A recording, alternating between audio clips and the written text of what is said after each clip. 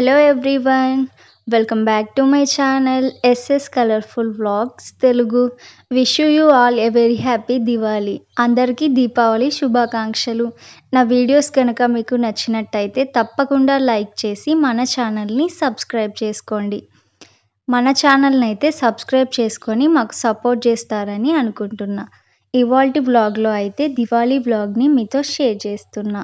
దివాళీ రోజు మేము ఎలా సెలబ్రేట్ చేసుకున్నాం, పూజ ఎలా చేసుకున్నాం అన్నీ మీతో అయితే షేర్ చేస్తున్నా.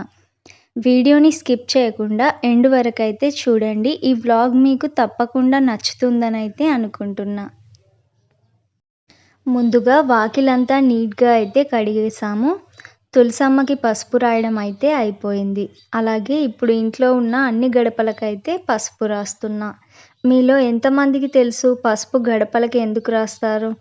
ఇంట్లోకి ఎటువంటి క్రిమి కీటకాలు రాకుండా అయితే పసుపుని రాస్తారని. అలాగే పసుపు రాయడం వల్ల వుడ్ కూడా పాడవకుండా స్ట్రాంగ్గా అయితే ఉంటుంది. ఇలా అన్ని గడపలకు పసుపు రాయడం అయిపోయాక అయితే ఇలా కుంకుమతో అలంకరించుకున్నాం.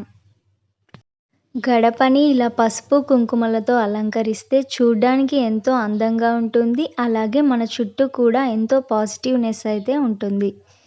దివాళీ రోజు గేట్ బయట వాకిట్లో మేమైతే ముగ్గు ఎలా వేసుకున్నామో చూడండి. ఇలా సింపుల్గా కలర్స్తో అయితే ముగ్గు అయితే వేశాను.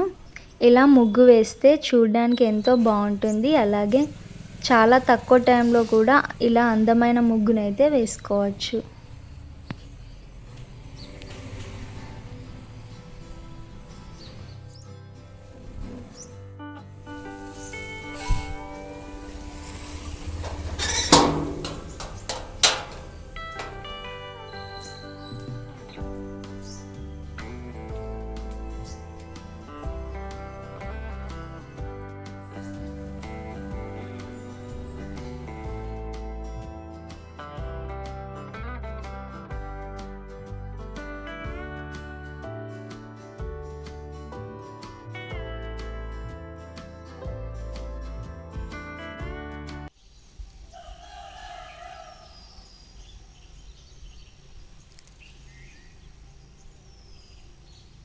దివాళీ అంటేనే మనకు ముందుగా గుర్తొచ్చేది స్వీట్స్.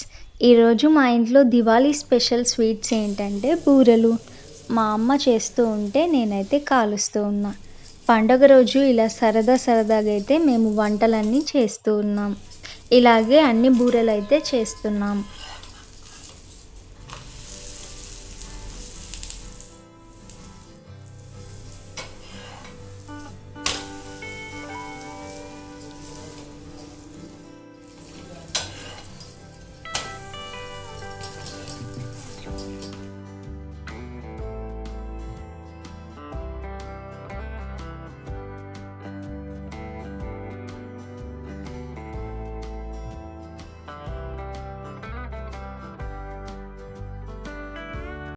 లాస్ట్లో మీకు చూపించడానికైతే ఇక్కడ నేను చేస్తున్నా.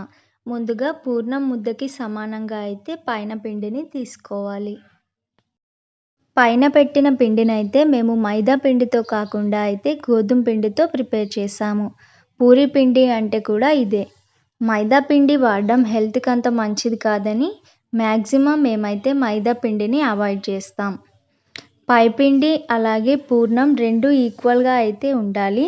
కరెక్ట్గా చెప్పాలంటే పైపిండి పూర్ణం కంటే తక్కువగా ఉన్నా కూడా చేయొచ్చు.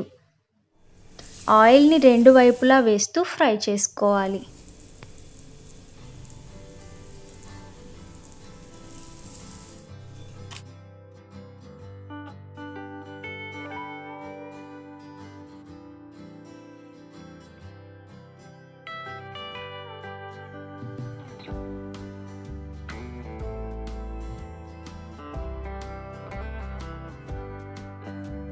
లంచ్ చేశాకైతే ఫుల్గా పడుకొని ఈవినింగ్ అయితే లేచాను. ఇక్కడ మా చెల్లైతే రాధాకృష్ణులకి మాలైతే బంతిపూలతో అల్లుతుంది.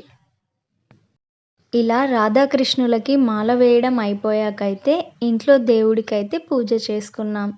అలాగే తులసమ్మ దగ్గర కూడా పూజ చేయడం అయితే అయిపోయింది.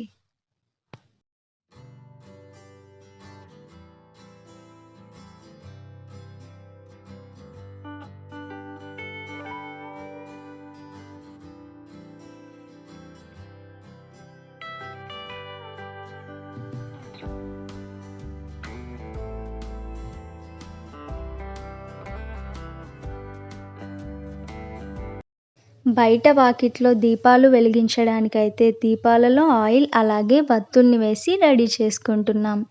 ఇలా దీపాలన్నీ రెడీ చేసుకున్నాకైతే గేట్ దగ్గరైతే పెట్టేశాము. అలాగే బయట వాకిట్లో కూడా ఇలా అన్ని దీపాలనైతే వెలిగించాము.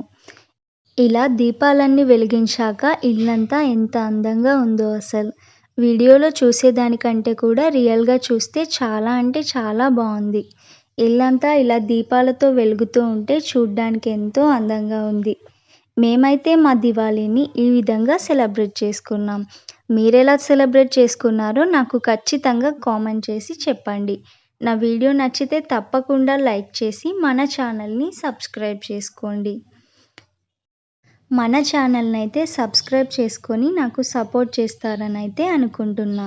ఇలాంటి మరెన్నో మంచి మంచి వీడియోస్ పోస్ట్ చేస్తూ ఉంటాను. నా వీడియోస్ కనుక మీకు నచ్చితే తప్పకుండా లైక్ చేసి సబ్స్క్రైబ్ చేసుకోండి. SS colourful vlogs Telugu.